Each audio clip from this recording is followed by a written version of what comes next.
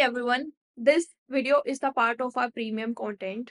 अगर आप इकोनॉमिक्स से रिलेटेड किसी भी एग्जाम की तैयारी कर रहे हैं, B it academics B it competitive, चाहे आप इकोनॉमिक्स ऑनर्स कर रहे हैं या एमए कर रहे हैं, किसी भी यूनिवर्सिटी से, UGC NET, economics optional, Indian economic service, इन सब कोर्सेज की प्रिपरेशन आप हमारे ऐप के साथ कर सकते हैं. For more detail check out the link in the description. हमारे जो ऐप है उसका लिंक आपको डिस्क्रिप्शन में मिल जाएगा. For more free content, you can download the app or you can directly WhatsApp at the given number below and enjoy the lecture. Iso cost line का concept अब मैं आपको शुरू करती हूँ. आइसो कॉस्ट लाइन का कॉन्सेप्ट सेम है, which is budget line of consumer theory. अगर आपने कंज्यूमर थ्योरी की बजट लाइन पढ़ी है तो आइसो कॉस्ट लाइन आपको समझने में कोई भी दिक्कत नहीं होगी. Budget line and isocost line are the same thing. सबसे पहली बात, आइसो कॉस्ट हमें बताता क्या है? आइसो कॉस्ट हमको बताता है prices of factors of production. What does ISO cost line represent? It represents the prices of factors of production. क्योंकि हम ये मानते हुए चल रहे हैं कि हमारे दो फैक्टर्स ऑफ प्रोडक्शन है, पहला है लेबर और दूसरा है कैपिटल. ठीक है, लेबर को हम वेज रेट दे रहे हैं. इस वेज रेट को आज के बाद आगे के सारे डिस्कशंस में हम W से डिनोट करेंगे. और कैपिटल को हम क्या दे रहे हैं? कैपिटल को हम रेंट दे रहे हैं. ठीक है, और इसको हम कैपिटल को क्या मिलता है? कैपिटल को इंटरेस्ट रेट मिलता है जिसको हम R से डिनोट करते हैं. ठीक है, इतने में कोई भी कंफ्यूजन है तो आप मुझे बताइए. ठीक है, so what does the isocost line tell us? उससे पहले मेरा क्वेश्चन है, what does budget line tell us? Budget line tells us the available bundle of goods X and good Y with a certain level of income. ठीक है, budget line ने हमको क्या बताया कि लेट्स से आपके दो गुड्स को कंज्यूम कर रहे हैं XY. गुड X का प्राइस PX है, गुड Y का प्राइस PY है, और M हमारी इनकम है.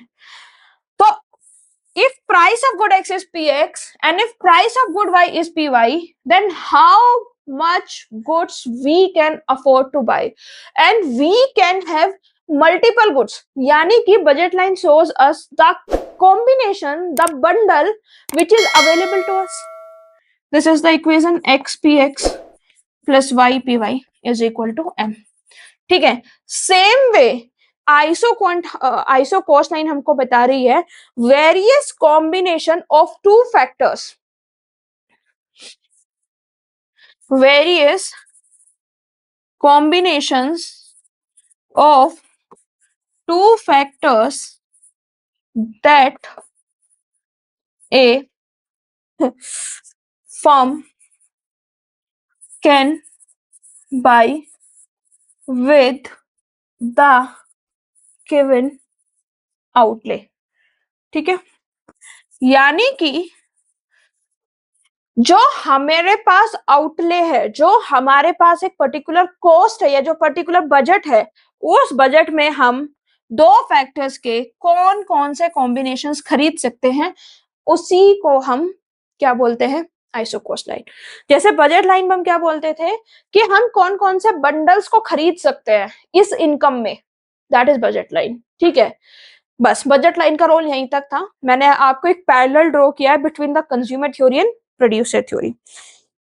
ठीक है, इसको हम, क्योंकि ये हमें प्राइसेस ऑफ टू फैक्टर बताती है, तो इसका दूसरा नाम, आइसो कॉस्ट लाइन का दूसरा नाम प्राइस लाइन और आउटले लाइन भी है. ठीक है, आइसो कॉस्ट लाइन को हम प्राइस लाइन या फिर आउटले लाइन भी कहते हैं. एक और डेफिनेशन आइसो कॉस्ट लाइन की जो हो सकती है, that is locus of combination of factor.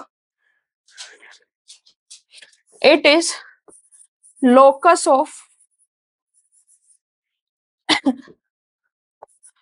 various combinations of factor which a firm can buy. ठीक है, which a firm can buy with a constant outlay. constant outlay का क्या मतलब है कि आपका जो बजट है ना वो सेम है और उस बजट में डिफरेंट डिफरेंट गुड फैक्टर्स जो हम खरीद सकते हैं. ठीक है, अब एक एग्जांपल से खरीदते हैं, सॉरी एक एग्जांपल से पढ़ते हैं. लेट्स से जो एक फर्म है उसका जो आउटले है वो है 300 रुपए, यानी कि फर्म कितने रुपए खर्च कर सकती है? मैक्सिमम 300 रुपए खर्च कर सकती है. अब इसमें दो फैक्टर्स को एम्प्लॉय करना है. First is labour, second is capital. Labour का कॉस्ट क्या है? प्राइस ऑफ लेबर इज 4 रुपी पर लेबर पर आवर. कैपिटल का प्राइस क्या है? इज इक्वल टू 5 रुपी पर. ठीक है, समझ में आया? नाउ अगर कंपनी सारा का सारा पैसा केवल लेबर को खरीदने में लगाती है तो 3 डिवाइड बाई 4 क्या हुआ? 75. अगर कंपनी सारा का सारा पैसा केवल लेबर को खरीदने में लगाती है तो 75 यूनिट्स का लेबर हम खरीद सकते हैं. 75 यूनिट्स तक का लेबर हम एम्प्लॉय कर सकते हैं. अगर कंपनी सारा का सारा पैसा केवल कैपिटल को एम्प्लॉय करने में लगाती है तो 300 divide by 5 is equal to 60 unit. 60 units of capital वो खरीद सकती है. इसी चीज को हम ग्राफिकली देखते हैं.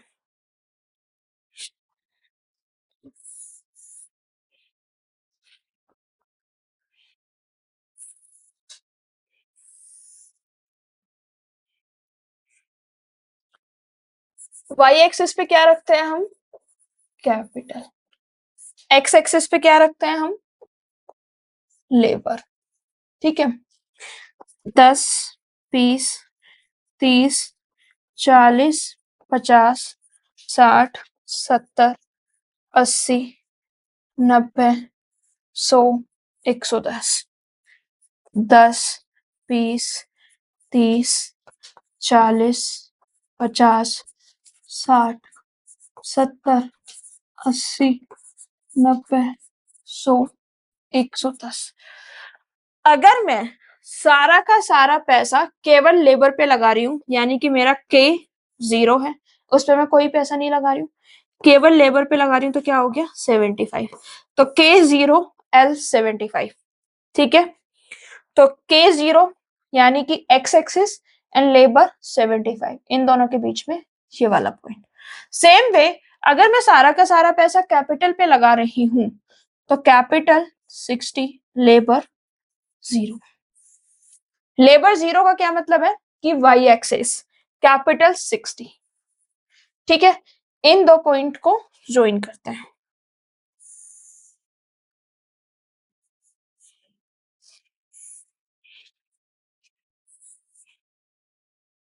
ठीक है, ये ए बी क्या आ गई मेरी?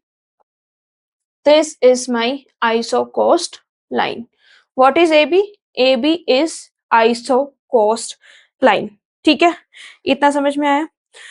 इसका मतलब ये जो ए बी है, this A B, this A B, ये line will pass through all combinations. कौन कौन से combination? It will pass through all the combinations of labor and capital which firm can buy with constant outlay.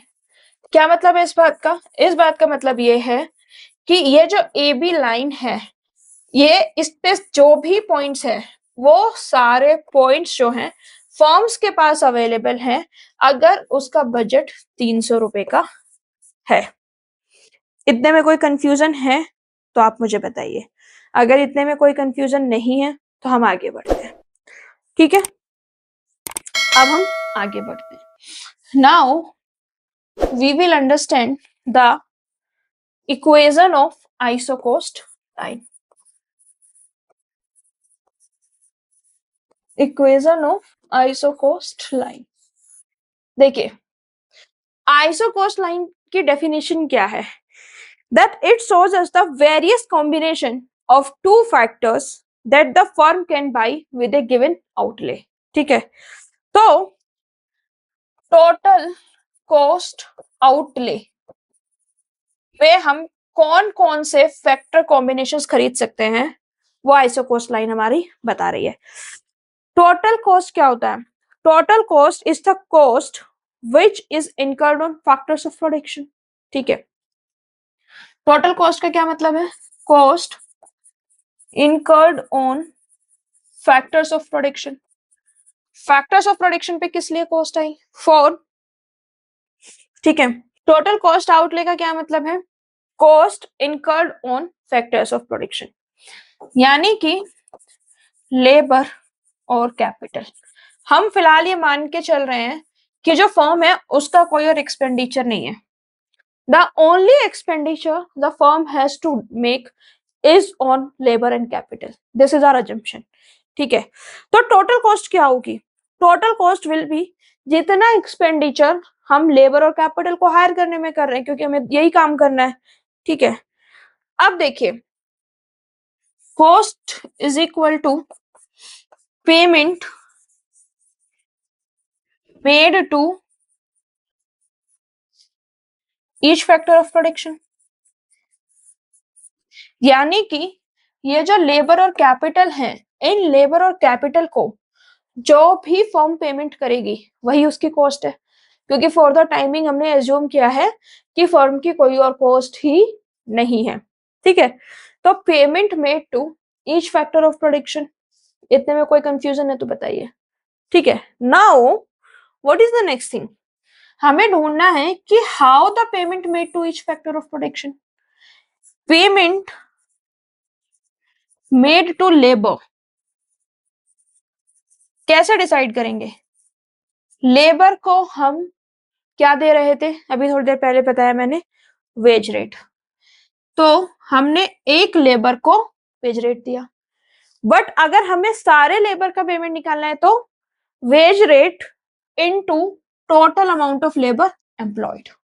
Same way payment made to capital R and total amount of capital employed equal to क्या होगा, हमने labour को WL पे किया, capital को RK पे किया, तो लेबर को WL पे किया प्लस कैपिटल को RK, और ये किसके इक्वल है, total cost. Why is it equal to total cost, why is it equal to total cost, tell me. It is equal to total cost because हमने ये माना है कि कंपनी फिलहाल जो कॉस्ट इनकर कर रही है वो केवल और केवल दो फैक्टर्स ऑफ प्रोडक्शन को एम्प्लॉय करने में कर रही है, कंपनी का और कोई खर्चा ही नहीं है। WL कैसे आया, एक लेबर को हम W दे रहे थे वेज रेट, लेकिन हमने बहुत सारे लेबर को हायर किया तो W इंटू L, सारे लेबर्स को जितना भी पेमेंट हुआ WL, कैपिटल वाले को RK, ठीक है। इतना समझ में आया। Now do some manipulations, RK is equal to C minus WL, K is equal to C minus R, C divide by R minus W upon R divide by L, this is my, इसमें C by R क्या है मेरा, intercept of isocost on Y axis, and W by R क्या है, this is slope of isocost line, ठीक है। Y is equal to MX plus C, इस equation से कंपेयर किया है हमने, ठीक है। नाउ Y एक्सिस का इंटरसेप्ट हमारे पास आ गया, अगर मुझे X एक्सिस का इंटरसेप्ट निकालना हो, इंटरसेप्ट ऑफ X एक्सिस, कैसे निकालूंगी मैं, बताइए। वाई एक्सिस को 0 करके W L plus R K is equal to C, this is my Y axis. ठीक है, इसको मैं क्या कर दूंगी, के को 0, W L plus R into 0 is equal to C, W L is equal to C, L is equal to C by W. ठीक है, ये क्या आ गया मेरा, एक्स एक्सिस पे इंटरसेप्ट आ गया। ठीक है, देखिए ये क्या है मेरा, वाई एक्सिस पे intercept C divide by R, X axis पे जो मेरा इंटरसेप्ट है वो क्या आया था कैलकुलेट करके, that is C by W. ठीक है, तो यहाँ पे क्या हो गया, सी बाई डब्ल्यू, और ये इक्वेशन जो है बजट लाइन प्राइस लाइन की, this is W L plus R K is equal to C. ठीक है, इतने में कोई कंफ्यूजन है तो आप मुझे बताइए, नहीं तो फिर हम आगे की तरफ बढ़ते हैं। अब हमें थोड़ा सा डिस्कशन करना है किस चीज पे, slope of isocost line पर। फिर से डायग्राम बनाते हैं।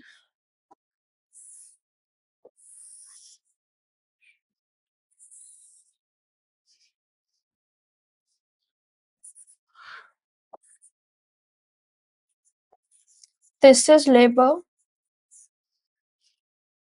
This is capital, this is A, this is B. ठीक है, this is W L plus R K is equal to C. Now what we have to do, we have to find the slope. Slope of line OB. तो दो तरीके हैं, sorry line AB, दो तरीके हैं slope of line AB निकालने के। सबसे पहला तरीका सिंपल, जो मैथ्स में हम लोग पढ़ते हैं, y2 minus y1 divide by x2 minus x1, that is change in y divide by change in x। दूसरा तरीका है टेन थीटा के थ्रू, ये वाला जो एंगल है दिस इज थीटा, अगर हम इस एंगल के टेन की वैल्यू निकाल लेंगे, इस एंगल के टेंजेंट टेन थीटा की वैल्यू निकाल लेंगे, that will be equal to the slope.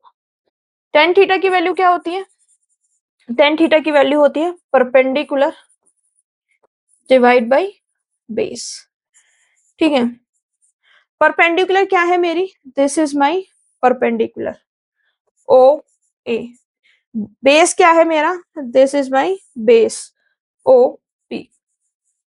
अब ये ओ ए और ओ बी, या फिर ये particular change and this particular change, ये क्या है, this is my horizontal and vertical intercept. Simple सी बात है। तो मेरे y इंटरसेप्ट क्या आया था, c बाई आर, तो a की क्या वैल्यू, c बाई आर, और x एक्सिस के इंटरसेप्ट की क्या वैल्यू आई थी, c बाई डब्ल्यू। ठीक है, तो यहाँ पे क्या आएगी, c बाई डब्ल्यू, यानी कि मेरे ओ ए, ये जो पूरा है यहां से यहां तक, ये क्या है, c बाई आर, एंड मेरा ओ बी क्या है, c बाई डब्ल्यू। पुट कीजिए इसमें, c divide by R, c divide by W, c by R, इसकी इसमें मल्टीप्लाई, इसकी इसमें, c by R into C into W, C C is equal to W by R. तो मेरा slope of iso point क्या आ गया, W by R. इस इक्वेशन से मेरा स्लोप ऑफ आइसो पॉइंट क्या आ रहा था, डब्ल्यू बाई आर। ठीक है, तो इसका स्लोप क्या हो गया, W by R. I hope इतने में कोई भी कंफ्यूजन आपको नहीं होगा। देखिए हमने आइसोकोस लाइन पढ़ा, और आइसोकोस लाइन से हमको दो चीजें समझ में आई। दो दो चीजें हमको समझनी है, वो ये समझनी है कि आइसोकोस लाइन किन दो फैक्टर्स पर डिपेंड करती है। सबसे पहले जो फैक्टर है आइसोकोस लाइन, वो हमारे डिटरमिन करती है टोटल कॉस्ट आउटले। ठीक है, total cost outlay which a firm has to make.